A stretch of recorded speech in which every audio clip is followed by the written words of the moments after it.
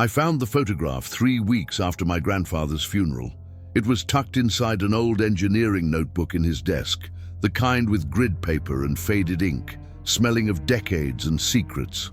The photograph showed a city at night, but something was immediately wrong. The buildings were too perfect, too uniform, like a model town scaled to impossible size, and above them, frozen in the camera's flash, were streaks of light. Bombs falling, hundreds of them. On the back, in my grandfather's precise handwriting, August 1944, they never knew.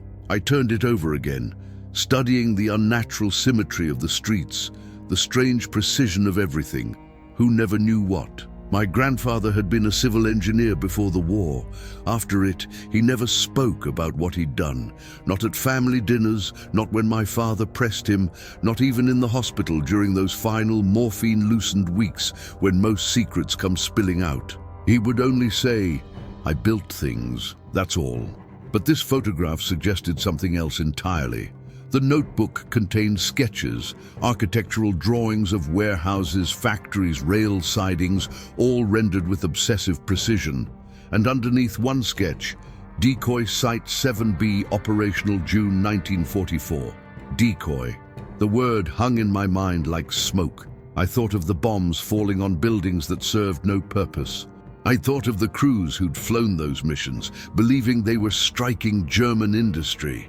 I thought of my grandfather's 50 years of silence, and I realized some lies are so perfect that even the truth feels like betrayal. I didn't sleep that night. Instead, I searched through his belongings, boxes in the attic, files in the basement, drawers unopened for decades.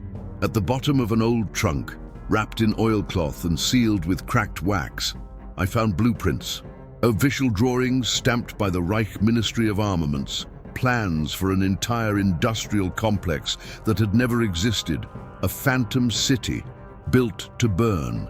The master plan showed a perfect grid of streets surrounded by rail lines and a river that didn't appear on any map I could find.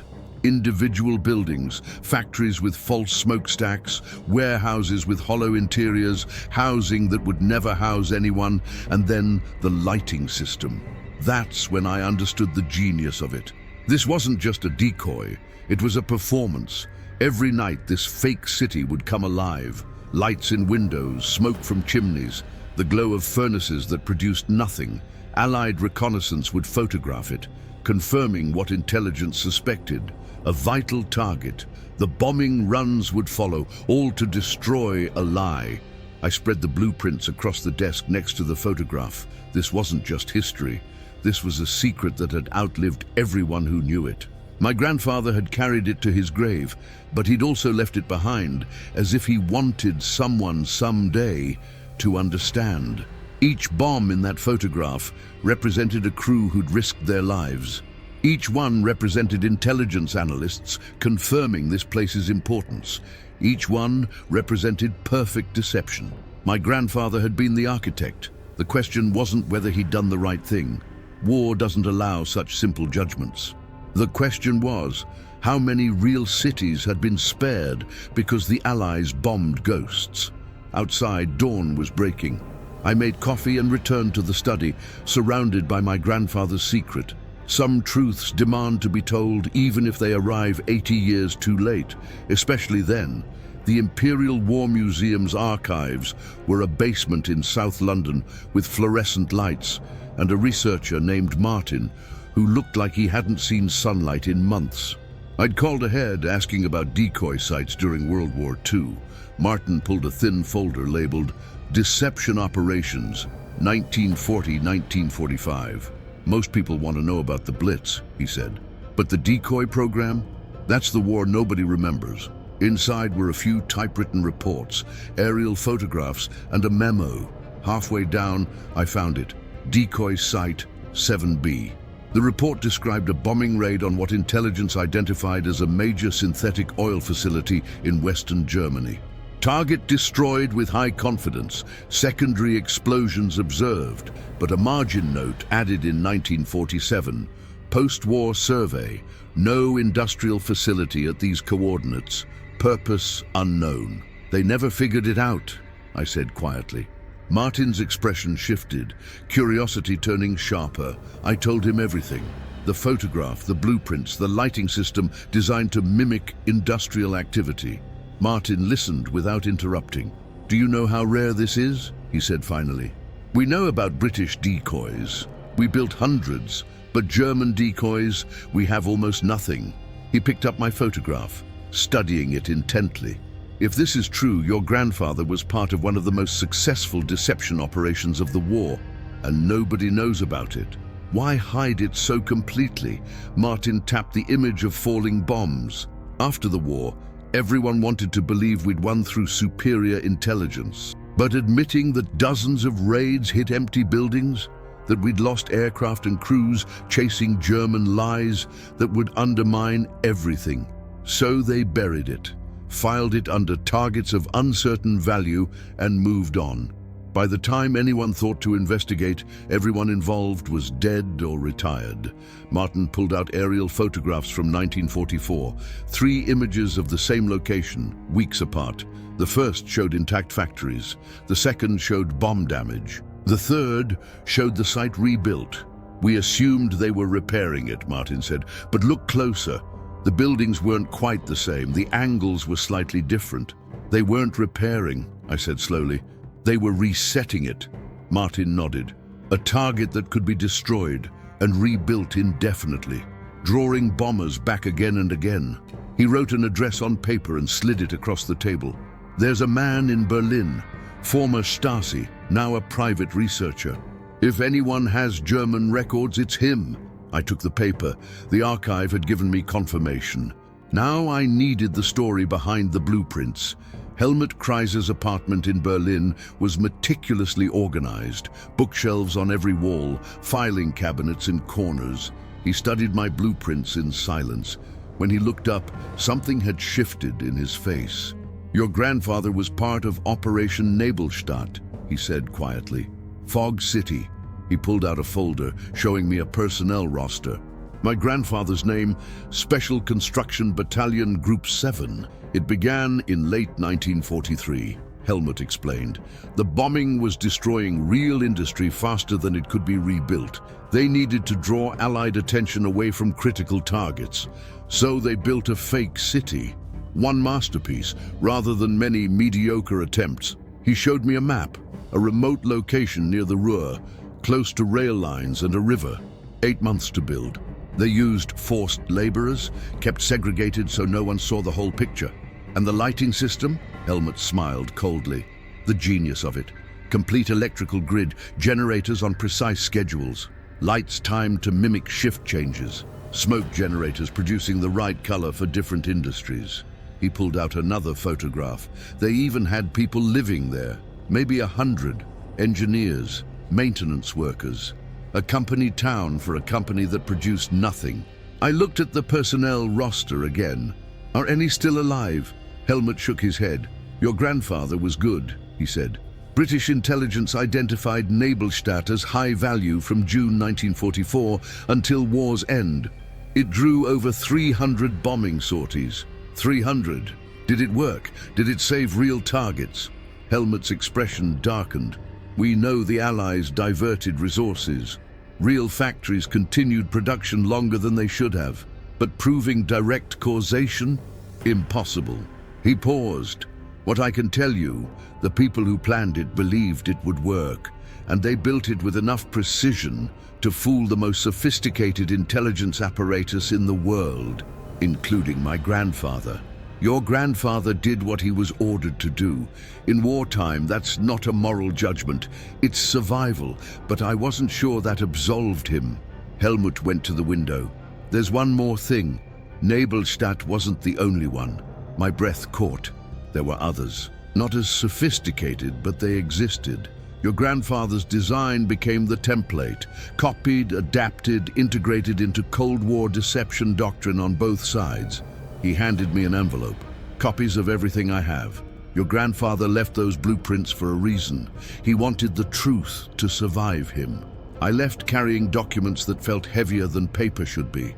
Greta Hoffmann was 93, living in a care facility outside Munich. She'd been a clerk at Nebelstadt, assigned there in July 1944. When I showed her the photograph, her hands trembled. "I haven't seen this in 80 years, she whispered. "What was it like, living in a place that wasn't real?" She was quiet for a long time. Strange. Every morning I'd wake up in housing that looked real, walk past streets that looked real, but it was all hollow. "What did you do there?" "Paperwork, lighting schedules, maintenance logs, personnel records. Everything had to look authentic." She picked up the photograph again. The worst part wasn't the fear, it was the absurdity. Pretending to work in factories that produced nothing, maintaining schedules for shifts that didn't exist. When the bombing raids came, her voice dropped to a whisper. Terrifying.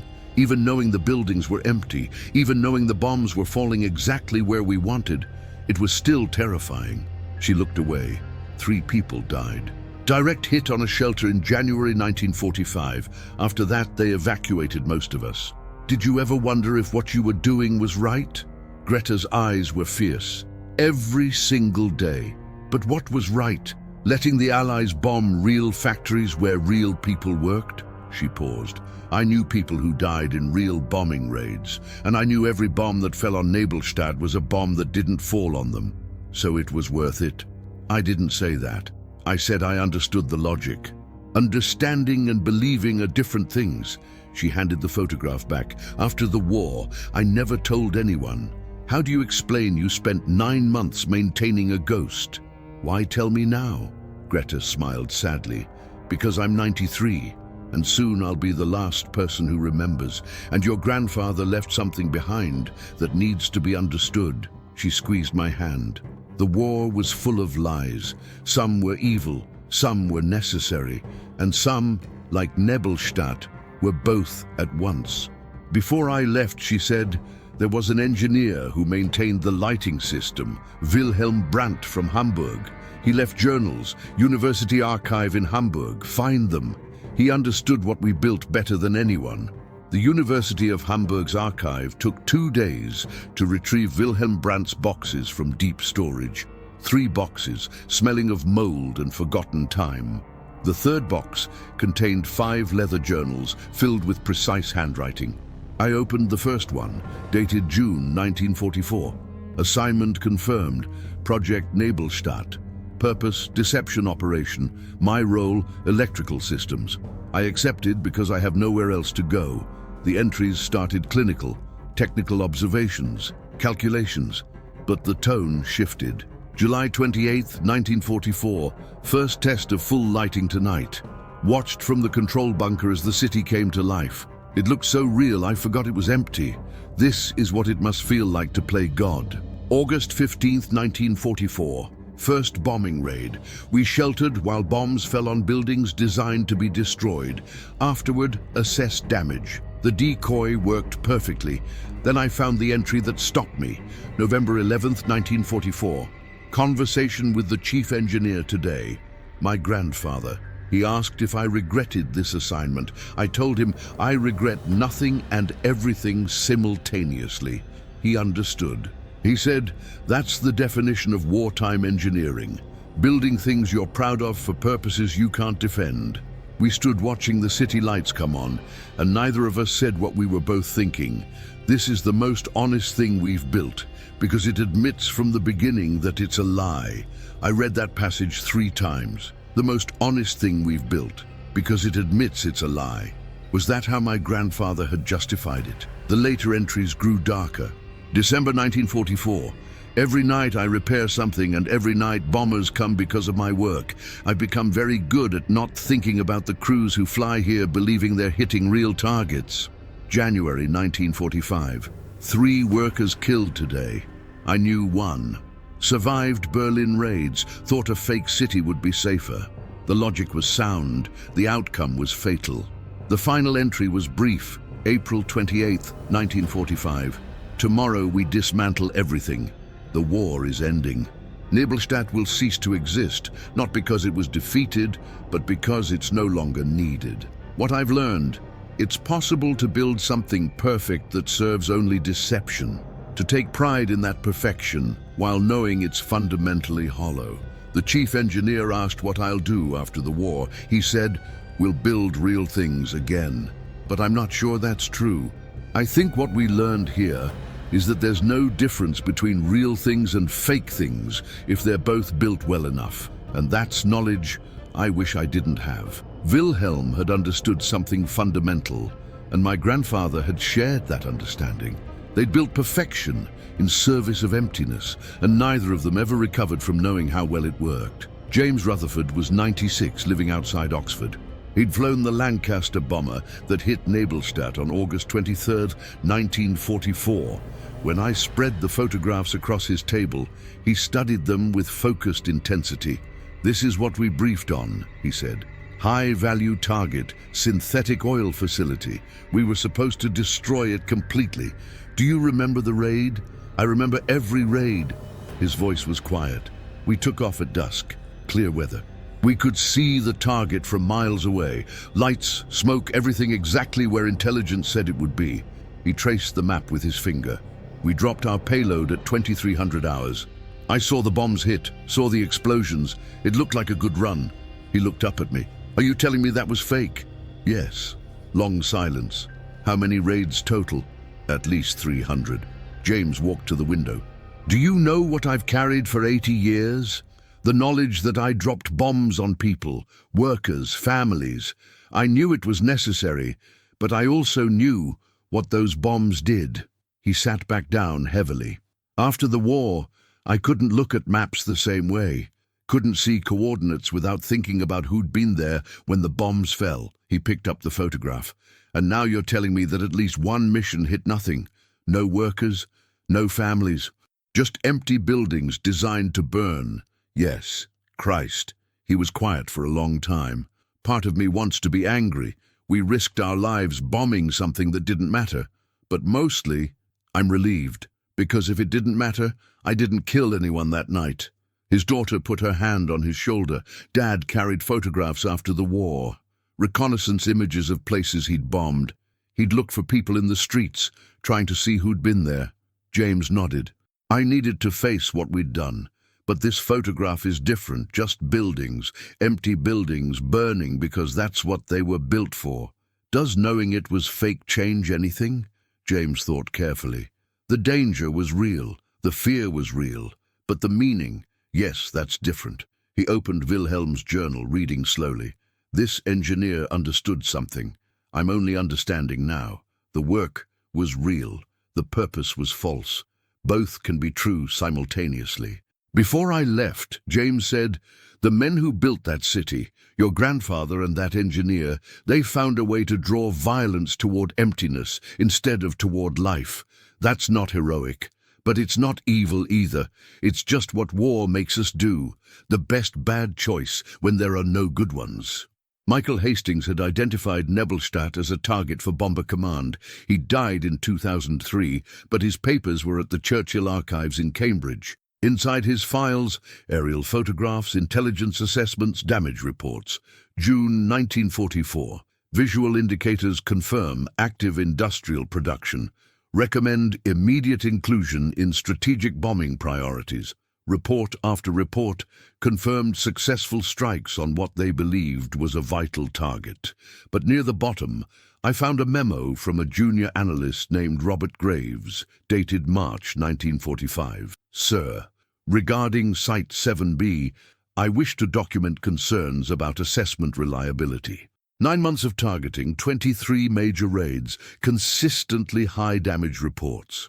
However, post-raid reconnaissance consistently shows rapid reconstruction.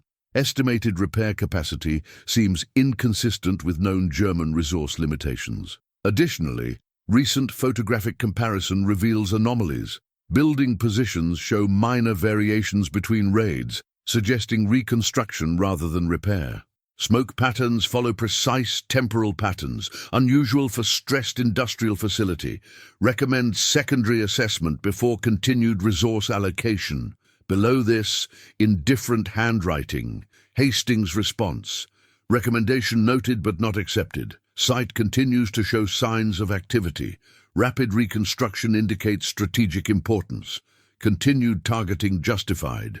I found a deeper explanation in Hastings's personal correspondence, a letter to his wife, April 1945. Dearest Anne, today I overruled an analyst who questioned a target we've been hitting for months. He may be right. His observations are troubling. But I cannot afford uncertainty now. If I question one target, I must question all of them. And if I question all of them, I question whether anything we've done has mattered. So I filed his concerns away. After the war, perhaps we'll discover we were wrong about some things. But for now, I choose to believe we've been right, because the alternative is unbearable. Hastings had known, not with certainty, but with enough doubt that he'd had to actively choose to ignore it. In his post-war files, I found a list labeled anomalies, sites where surveys found no industrial capacity. Site 7B was on that list. No physical evidence of synthetic oil production. Classification, target of uncertain value. And below that, in shaky handwriting dated 2001, 2 years before he died, if this was fake, how many others were? And does it matter now that everyone's dead? Hastings had spent 56 years wondering, carrying the doubt, never getting an answer because the answer had been sealed in silence by people like my grandfather. The Germans hadn't needed to fool everyone. They just needed to make questioning more psychologically expensive than believing. And they'd succeeded so completely that even when someone raised concerns, the system carried the lie forward. Because stopping to verify would mean admitting you might have been wrong. And in war, that admission feels more dangerous than any enemy. The physical location of Nebelstadt is now farmland in North Rhine-Westphalia. I found Thomas Becker, who'd owned the land since 1952. He was waiting when I parked where the blueprint suggested the main gate had been. "You're not the first to come looking for something that isn't here," he said. He'd bought the property when it was rubble, broken concrete, twisted metal everywhere. Took 3 years to clear it, found too much electrical equipment for normal buildings. Made me wonder what this place really was. He led me to a slight depression in the ground. Main generator bunker. Underground. They sealed it when they evacuated. Still down there about 4 meters below us. Thomas showed me a demolition report from April 1945, written by an engineering officer named Carl Zimmermann. Demolition of Installation 7B completed as ordered. All above-ground structures destroyed. Underground facilities sealed. Site now indistinguishable from standard war damage. Installation has effectively ceased to exist. Below the official report was a handwritten note. Personal observation. I have demolished many things during this war. Bridges, factories, bunkers. This is the first time I have demolished something that was never real to begin with. We were not destroying something to prevent its use. We were destroying evidence. It had never been used at all. After the final charges detonated, one of the younger men said, "At least now it looks like everything else." He meant it as a joke, but he was right. By destroying this fake city, we made it indistinguishable from the real cities we'd destroyed. And I'm not sure if that's ironic or profound or just sad. Thomas showed me a newspaper clipping from 1963, former engineer's suicide attributed to wartime trauma, Carl Zimmermann, age 53. He survived the war, rebuilt his career, had a family, Thomas said quietly. But he never stopped thinking about what he'd destroyed, including this place. His daughter said he had nightmares about buildings that collapsed into nothing. We stood in silence, looking at the fields. "Why do you keep researching it?" I asked. Thomas looked at his land. "Because I farm where it stood. Every spring I turn up fragments, brick, wire, concrete. It's still here, mixed into the soil. If the physical remnants persist, the story should persist too." He paused. People think the past stays in the past, but it doesn't. It gets plowed under, becomes part of the foundation. If we don't remember what's underneath, we'll never understand why the ground feels unstable. Back in my grandfather's study, I found something I'd missed before, a loose page, folded small, tucked in the back of his notebook, a letter in his handwriting. "To whoever finds these documents, I have carried this secret most of my life, not because I was ordered to, but because I had no words for what we built. Nebelstadt was a lie. But it was also the most honest thing I ever built, because it admitted from the beginning what all wartime construction admits only in retrospect. We were building for destruction, not creation. I was a good engineer. I solved the problems I was given. And every night when bombers came, I knew my work had succeeded because they believed what we'd built was real. Does that make me complicit? Of course. But complicity isn't binary, it's a spectrum. I didn't design the war, but I designed a piece of it. I cannot offer you a simple conclusion. I cannot tell you I was right or wrong. I can only tell you what I did and leave you to judge. Build carefully, question thoroughly. Remember that the most dangerous lies are the ones we tell ourselves about our work, that it's neutral, that it's just technical, that we're not responsible for how our precision is used. If these blueprints survive me, you're now carrying what I carried, the knowledge of what was built and why, and at what cost. That's my inheritance. Not pride, not shame, but responsibility. To remember, to understand, and to ensure the lessons are never forgotten, even if never entirely understood. My grandfather had known I would find this. He'd left permission to think complexly, to hold multiple truths simultaneously, to resist easy judgments. I organized all my research into a coherent record. I would tell the story of Nebelstadt honestly, without resolution, without clean moral conclusions, because that discomfort, the inability to say this was good or this was bad, is the inheritance we need to carry forward. I thought about everyone I'd encountered. Greta, remembering the sound of bombs on buildings that didn't matter. James, relieved he'd bombed nothing once, while carrying missions where he'd bombed something real. Wilhelm, maintaining lights for a city that wasn't there, understanding that perfection could serve emptiness.